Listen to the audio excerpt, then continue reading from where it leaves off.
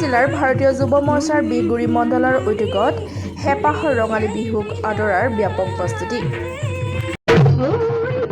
উল্লেখ্য যে তেজপুৰৰ বিহগুৰি কলিতা গাঁৱত 15 দিনীয়া কৰ্মশালাৰ আয়োজনেৰে দেওবাৰে পঞ্চম দিনীয়া কাৰ্যসূচীৰে দেওবাৰে বিহগুৰিৰ বেলগুৰি কলিতা গাঁৱৰ প্ৰাথমিক বিদ্যালয়ৰ প্ৰাংগণত প্ৰায় 150তকৈও অধিক ঢুলীয়া আৰু নাচনীৰ মাজত বিহু নাচ বিহু বাদ্য কৰ্মশালাৰ আয়োজন হয়।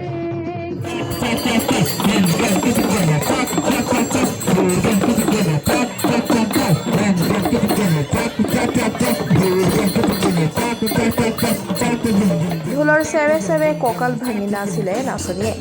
এফালে ঢুলীয়াৰ ঢোলৰ চেও আৰু আনফালে নাচনীৰ নাচ।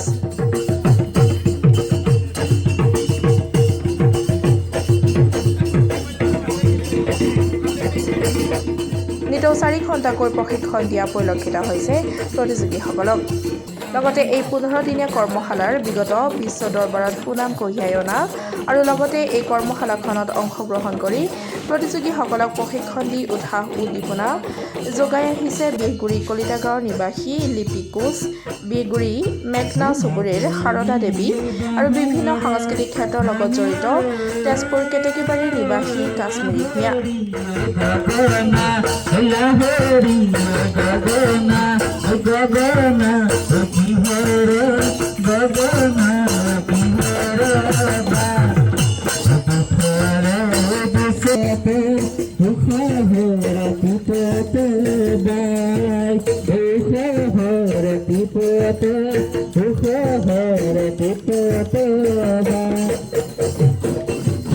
তেওঁলোকে মোৰ ফালৰ পৰা অসমবাসী ৰাইজলৈ ৰঙালী বিহুৰ শুভেচ্ছা যাচিছোঁ। আৰু ইয়াত যুৱ মৰ্চাই বিহু কৰ্মশালা আৰম্ভ কৰিছে। সকলো প্ৰশিক্ষাৰ্থী ইমান উৎসাহ, ভাল লাগিছে আৰু যিমানখিনি পাৰোঁ শিকাম।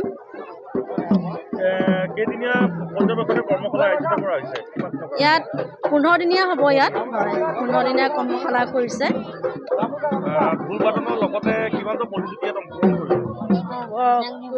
জেং বিহু আছে, বোৱাৰীসকলৰ দিহানাম আৰু ঢোল, তাল, পেঁপা সকলো শিকোৱা হ'ব। আজি প্ৰথমবাৰ নহয়, আজি 5 নম্বৰ। 150 ওপৰ আছে। কৰ্মশালাখন বিৰাট এবাৰ অতিকৈ সুন্দৰ হৈছে।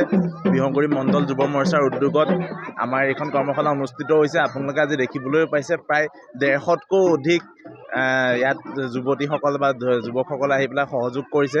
অতিকৈ আনন্দৰ খবৰ এয়া আমাৰ বাবে। আৰু বহাগৰ বতৰ, গতিকে বহাগত এনেদৰে পৰিৱেশটো আমি ভাল লাগে। এইখিনি আৰু ক'বলগীয়া।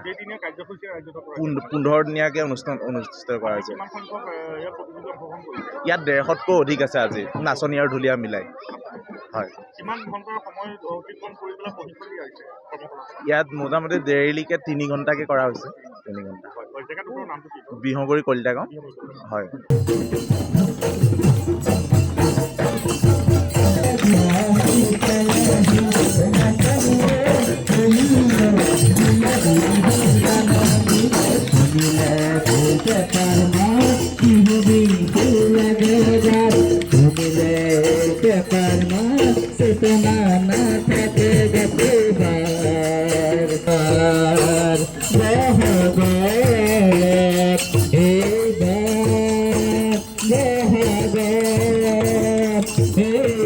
তেজপুৰৰ পৰা বিশ্বজ্যোতি কলিতাৰ ৰিপৰ্ট, ডেম'ক্ৰেটিক আছাম।